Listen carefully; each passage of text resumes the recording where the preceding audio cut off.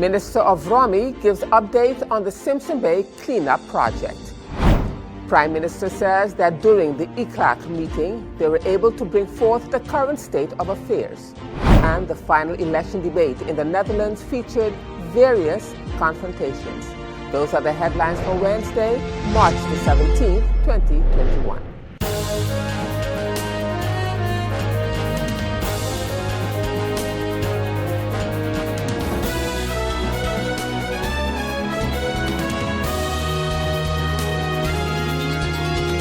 Good evening, viewers. This is SXM Daily News, and I'm Valerie Van Putten. Thank you so much for joining me this evening. And as usual, we have a full newscast prepared for you, so let's get started. In our first story in news out of the Netherlands, the final election debate on NOS on Tuesday evening featured various confrontations as the leaders of the 8 largest parties tried to scoop up as many hesitating voters as possible. PVV leader Geert Wilders attacked both VVD leader Mark Rutte and D66 leader Sigrid Kaag, while ChristenUnie leader Gert-Jan Segers faced attacks on his stances on homosexuality and euthanasia at the end of a complete life. The newest appalling wazer was the VVD, as by far the largest party, but second place is still up for grabs. PVV, CDA and D66 are all close together, with D66 seeming to be on the rise. Dominic Kane files this report from Al Jazeera, The Hague. The morning after, the night before, and around the Dutch Parliament, it was business as usual. But when the newly elected members take their seats here in the days to come, it will be in a changed political landscape.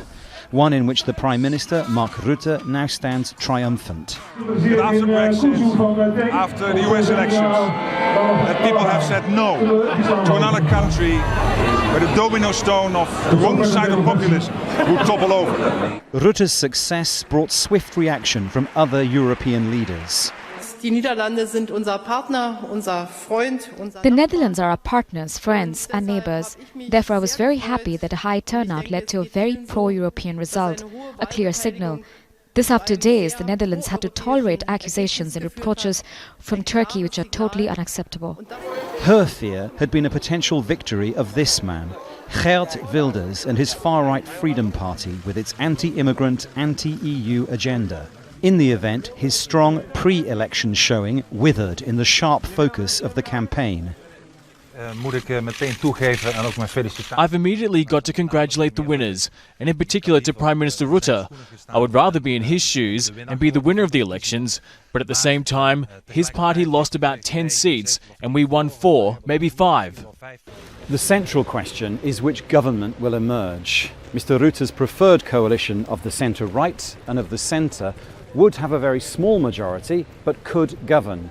Or there is the lesser possibility of a more progressive coalition, including the Green Left Party, which did make serious gains at this election. One thing is certain: although there will be more Freedom Party members in the new parliament, in the new government, there will be none. Dominic Kane, Al Jazeera, The Hague. And now back on St. Martin, Prime Minister of St. Martin, the Honourable Sylvia Jacobs, brought reporters up to date on her UN ICLAC meeting, which is the United Nations Economic Commission for Latin America and the Caribbean. The Prime Minister said that they met in a virtual high-level meeting of associate members and members. And in her capacity as Minister of General Affairs, during the meeting, they were able to bring forth the current state of affairs. The United Nations Economic Commission for Latin America and the Caribbean, called UN ICLAC, met in a virtual high-level meeting of associate members and members. In my capacity as Minister of General Affairs, I attended together with support staff from the Ministry of Foreign Affairs in this virtual high-level meeting. During this meeting, we were able to, as various associated states such as the BVI, Anguilla, Aruba, just to name a few, bring forth our current status of affairs and the importance of this UN ICLAC in being able to assist us moving forward. This was indeed the fourth meeting of the Forum, the Countries of Latin America and the Caribbean on sustainable development, and the dialogue was based on a resilient and sustainable recovery from the COVID-19 pandemic and achieving the 2030 agenda. As we have been diligently working also even before this COVID-19 era on our national development vision, which also has a strong component of the 2030 agenda for the SDGs, it was my pleasure to be able to update that though we are challenged economically and financially, as many other islands within the Caribbean and countries around the world, even large and strong developed countries, we continue to seek ways to create a sustainable development for our country, not just for today or the short term, but for the medium and long term as well. And therefore, we continue to collaborate with our partners as associate member states. Also, at this morning's Council of Ministers press briefing, the Prime Minister elucidated on the Central Committee meeting, which she said she will be fielding questions from the members of Parliament. She also announced that on Friday, March the 19th, she will be attending the continuation of the Central Committee meeting of Parliament in her capacity as Minister of General Affairs, where she will be answering questions posed in the previous portion of the meeting, as well as render an update on the status of where we stand now with the country packages. On Friday, March 19, I will be attending a continuation of the Central Committee meeting of Parliament in my capacity as Minister of General Affairs to answer the questions that had been posed in the previous portion of the meeting, as well as render an update on the status as we stand now with the country packages. I'm happy to update you today that the Council of Ministers approved the completed implementation plan yesterday, Tuesday, March 16, in its regular COM meeting. This is a great milestone for us, as the deadline to come to such an agreement on what the implementation plan will be for the next quarter is due on April 1st. This plan is expected to be vetted also in the Netherlands and will be going to the Kingdom Council of Ministers meeting next week for final approvals. After that approval, the State Secretary and I will then be poised to sign that agreement, I believe, well before the 1st of April. So St. Martin is working diligently, and I must commend all the civil servants within the SG platform and the separate committees per ministry that have been diligently working on the objectives that St. Martin has put forth in relation to the measures that were laid down in that agreement that we signed in December. As St. Martin continues to work diligently in living up to those agreements made, I reiterate St. Martin's commitment to continue to upgrade and work on these reforms as agreed upon, and that such cannot be broken without either the government of the Netherlands or the government of St. Martin deciding that it is so. As such, our commitment is clear, and I thank all those civil servants who have been working diligently with the temporary work organization that is in place until the COHO is finalized. And now in other news, the Committee of Tourism, Economic Affairs, Transport and Telecommunication of Parliament, CTAT, met with the board of the Chamber of Commerce and Industry on Tuesday in a Central Committee meeting. The meeting, which was adjourned on February the 16th, 2021, was reconvened yesterday, March the 16th, 2021, at the House of Parliament, and some of the agenda points that were discussed was the presentation on the current and future plans of the Chamber of Commerce. This meeting was requested by Member of Parliament, the Honourable Solange Ludmila Duncan. President of the St. Martin Chamber of Commerce, Jennifer Carty, fielded several questions from Member of Parliament for the U.S. Party, the Honourable Claudius Bonkamper, and the first question was that the Chamber President answered was about the Chamber of Commerce and Industry, who doesn't represent the businesses on the various entities such as the SER and other advisory bodies, and he asked, why is that? I will start with the first questions posed by MP Claudius Bonkamper. First question was, the COSI doesn't represent the businesses on the various entities like the SER and other advisory bodies. Why is that? The COSI does have seats allocated on various entities such as the SER, the Dismissal Committee, Small Properties and Business Committee, the St. Martin Tourist Association, the Tripartite Committee, NIPA, and SOG. Doesn't it undermine the COSI in their role? Their advice, unsolicited or not, is different to that of the SER when it pertains to economic development in the country?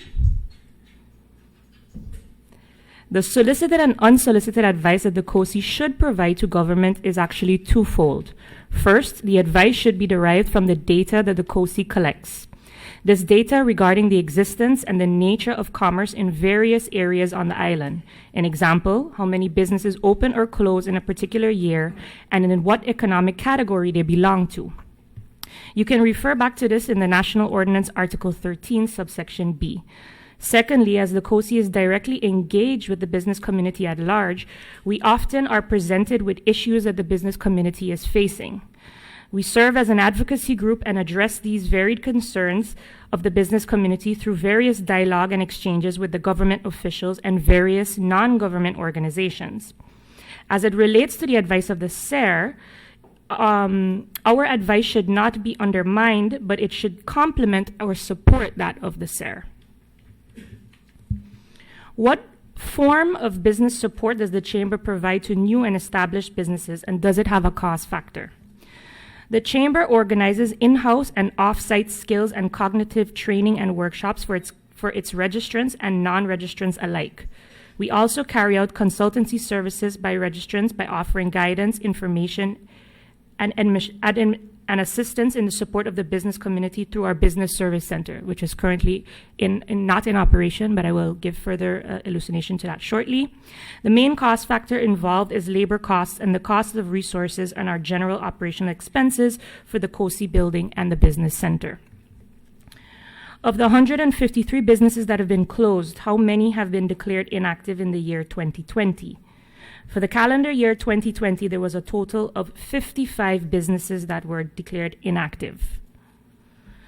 Since applicants for the payroll support and income support required updated Chamber excerpts, and the Chamber of Commerce taken advantage of the stimulus programs to update and clean the database of registered companies? And still to come, Minister of Finance gives several updates from within his ministry. And I'll have the details to that story and more when SXM Daily News returns.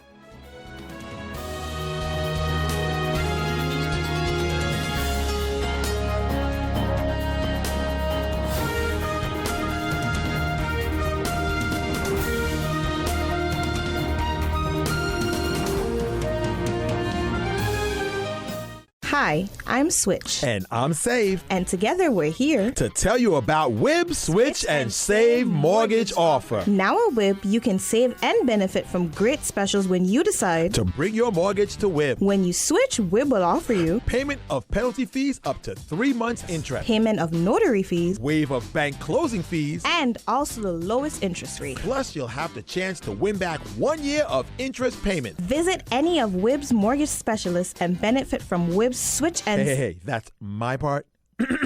And Save Mortgage Offer. WIB, your partner in progress. Welcome back, viewers. You're watching SXM Daily News, and I'm Valerie Van Putten. And as we continue now in more news from the Council of Ministers weekly press briefing, Minister of Finance, the Honorable Adwell Edion, gave several updates this morning at the weekly press briefing within his ministry. He also praised his staff for what he said are eager and willing to work even with the current workload and the Dutch conditions. The Minister of Finance also announced that together with SZW, they will be opening the portal for payroll support. And he elucidated further. I would first like to start with an update from within the ministry. We have 4 employees from the Ministry of Finance who will be receiving a training on financial forecasting. This happened after being approached by the Central Bank of Curaçao and St. Martin and CARTAC, which stands for Caribbean Regional Technical Assistance Center, and they have agreed to assist in the development of a macro fiscal framework for Curaçao and St. Martin. Both frameworks will be linked to make calculations for the monetary union. With the macro-fiscal frameworks, the government will be able to conduct multi-annual economic forecasts for the real sector, public sector, and the external sector based on the IMF templates. This will also enable the Ministry of Finance to calculate the effect of external shocks on the economy. The central bank has provided the much-needed high-frequency real sector, public finance, and balance of payments data to CARTAC, and CARTAC is working on the frameworks. I would also like to mention that I'm very happy to have staff that are consistently eager to learn and train and develop themselves, even with the current workload during the pandemic and the Dutch conditions. The support and eagerness remains there. In addition to that, I'll also like to mention that we, together with SFB, are working on having the portal open for payroll support, hopefully by the end of next week, and start the process of collecting information and simultaneously paying out once the information has been processed. Last but definitely not least, a project that I've mentioned, I believe at least for sure 6 months ago, a project that started last year, July, August, I believe, where I told the media we were working on online payments for government. So not the typical online payments that we do now, for example, for the vehicle tax payment, where an individual can send money from their bank account to the government's bank account and make a payment. No, we have now created a system where persons can create an account, and when they log in, they will see their invoice and they can pay directly online and receive a receipt one time. I believe we will be the first between the Cos Islands, which is Curaçao, Aruba, and St. Martin, to have a government where we could have fully online payments. And we are starting with employer permit, vehicle tax payment, and electrical inspection. We are hoping to have by the end of this year, every payment that you can make physically to be fully online. Meanwhile, the Minister of Romy, the Honorable Egbert J. Doran, updated the press on the Simpson Bay cleanup project and the solid waste contracts, as well as the placing of signs which the Department of Romy has done on the Ring Road and other public areas that prohibit the parking of containers and car wrecks and the dumping of any objects on these private properties. Today I have the following updates from the ministry for you. In reference to the Simpson Bay Lagoon Cleanup Project, which was launched on Monday, the 15th of March this year, I hereby inform you of the following. The purpose of this project is geared toward cleaning up approximately 120 shipwrecked vessels resulting from the dire effects of hurricanes in 2017, which caused damage to the marine sector and the surrounding environment. All removal activities will be done in an environmentally friendly way according to the project's environmental and social management plan. The works will be conducted within approximately 150 days by the contracted company KMSBV. The Ministry of Romy has made a plot of land near the roundabout at the causeway available for this company for the duration of this project. A major part of the decommissioning of the works will be carried out aboard 2 large barges brought to the island specifically for this activity. The works will be supervised by European Offshore Services Maritime. I commend all stakeholders involved in this project as we work together to clean St. Martin and keep our environment in check. With regards to the awarding of the solid waste contracts for the collection of waste 2021-2026, as of March 31st, 2021, the current contracts on the island-wide solid waste collection program will be coming to an end. The procurement of the services was publicly tendered on February 2nd of this year in order for the services of the collection and transportation of solid waste to continue throughout the various districts. The Ministry of Romy has prepared a new multi-annual contract to cover these services, which will commence on April 1st of this year and will last for a duration of 5 years, just ending on March 31st, 2026. In order to better manage the execution of the works and attain more efficient and work performance in the districts, the original 8 parcels have been reorganized into 7 parcels. The terms of reference, along with the minutes of the meeting and the addendum, form the basis of what contractors use to formulate their bidding package, which was legally vetted. Contrary to the past, improvements were made where stringent rules were introduced for the tender process. For example, your business license and/or Chamber of Commerce or the prospective contractor needed to reflect the scope of works of the works tender, which in this case includes solid waste, garbage collection, and/or relevant waste cleaning removal services. The entire bidding process was set in stone prior to the acceptance of any bid packages, and no alterations were made after the bids were submitted.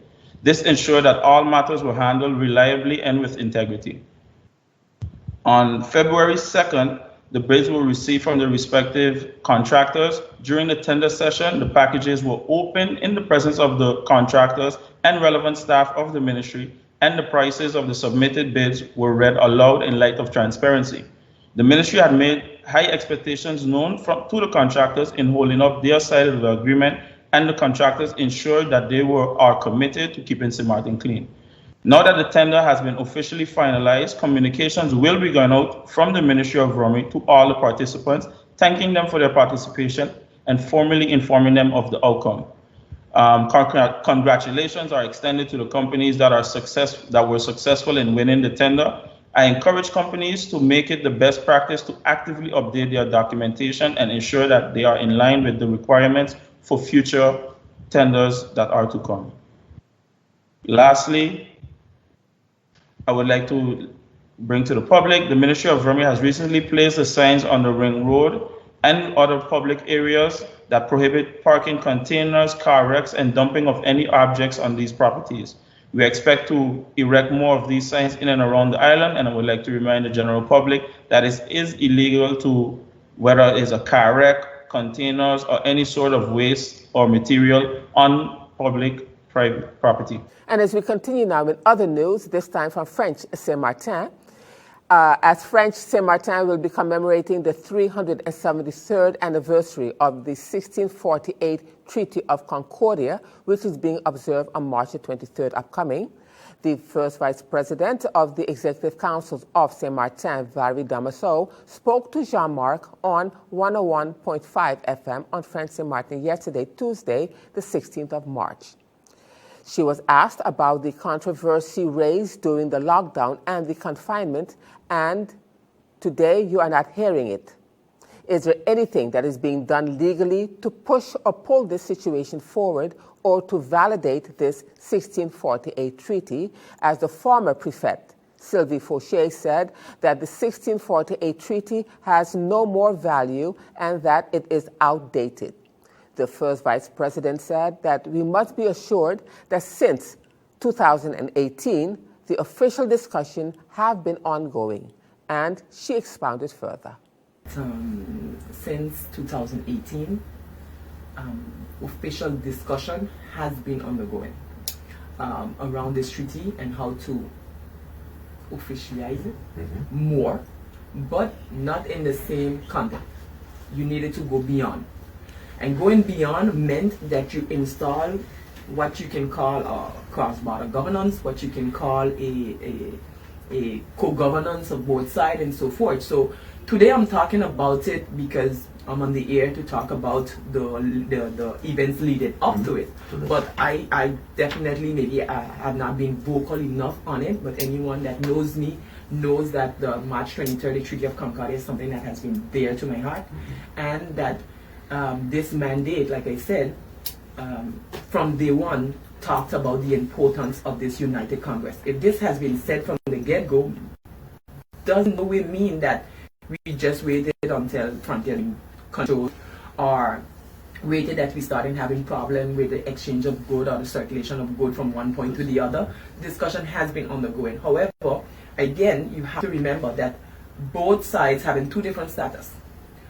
Both sides have two different competencies, which they have hand-on competencies that they can manage, makes things slower, make things move a lot slower.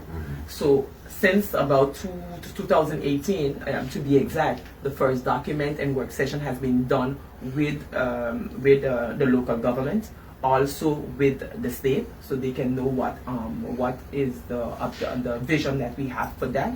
It also has been in the hands of, I'm looking for the name, who handles that cooperation level on both sides.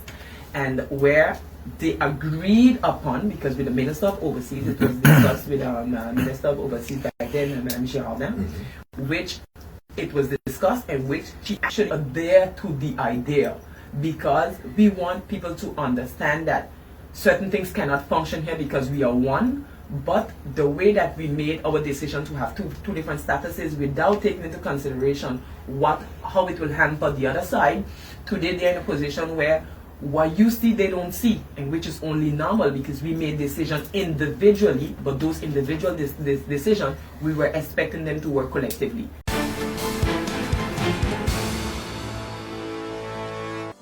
Now turning to our weather forecast for March the 17th, 2021. The strengthened Atlantic high pressure system will maintain breezy conditions. Meanwhile, moisture and instability associated with a frontal boundary will account for cloudiness and isolated showers across our local area. Long-period northerly swells are impacting regional waters. Consequently, seas peaked up to 10 feet today. A small craft advisory is in effect for St. Martin. Small craft operators and sea bathers should exercise caution. So the outlook through Friday midday, partly cloudy and breezy with isolated showers. Now let's turn to your 3-day forecast.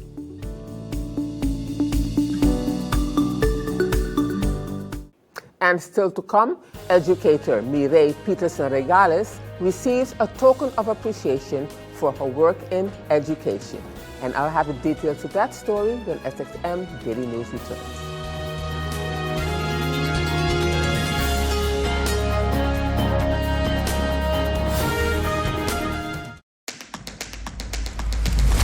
The innovative Banco Matico contactless smart card. Your Banco Matico smart card is now equipped with a contactless feature for payments, so get ready to tap and go. Contactless payments are fast, easy, secure, and accepted worldwide at all Maestro-enabled contactless terminals. Tap for transactions equivalent to or less than 100 NAF, or the US dollar equivalent. You will receive notifications via email anytime you tap. Tap, tap, and pay fast with WIB. For more information, visit our website at wib-bank.net. Tap and go with your partner in progress. Welcome back, viewers. This is SXM at Daily News. And before we end this evening, there's a special announcement by SZV for pensioners who did not receive their March 2021 AOV or AOWE payment. This payment was processed at the beginning of March. But if you have not yet received your pension payment for this month, please call SZV on the dedicated phone number, which is 546-6791. Let me repeat that number, 546-6791 from 7:30 a.m. until 2 p.m. This phone number will be available until Friday, March the 19th. And now, as we end this edition of SXM Daily News for this evening, at the Windward Islands Teachers Union Status of Women's Committee function, which was held at the John Larmany Center on Saturday last, it was a recognition award ceremony. Under the theme, The Bonds That Strengthen Us, Rising Amid Adversities, several women were honored, and this evening we will feature Mireille Peterson-Regales, who also received a token of appreciation for her work in education. 1998, I've been at the Sundial School. I started at Sister Magda School for a short stint in 97, but I just loved education on the whole. And as you mentioned, the care teacher is right there who taught. Ingrid is Norma Rumley. I just love picking up staff and teachers. So all of them, Miss Murray, Miss Ponteflet. We at Sundial, we always love to push. So I see Miss Carly Bax is here too, and Miss Nolaika always here. And with this, viewers, we've come to the end of this edition of SXM Daily News for this evening. I am Valerie Van Putten, thanking you so much for joining me. And just a reminder that this and other programs are available online. Simply log on to stmartinmediacenter.com for viewing. And on behalf of the SXM Daily News team, we thank you so much for watching and plan on meeting you right back here again tomorrow.